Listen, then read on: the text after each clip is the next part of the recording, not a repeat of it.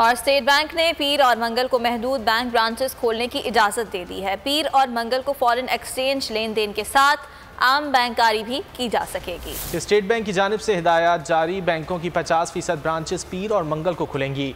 खुली ब्रांचेस में आम मामूल की बैंकारी भी होगी। पहले शेड्यूल के मुताबिक हफ्ते को मामूल की बैंकारी सुबह 9 से दोपहर 2 बजे तक होगी।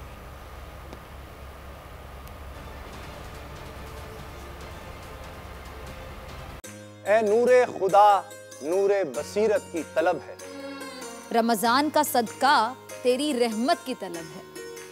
मख्फी हैं इसी माह में रहमत के करीने, गर्दाब से निकले हुए बख्शिश के सफीने। गोया है तेरे इश्क में हम सब बराबर, मजलिस को तू गुलदस्ता फिरदौस बना दे। रिंदों को सनाए शहलौलाक पिला दे, तू शम्मे कलम को यदे बैज़ाई अता कर।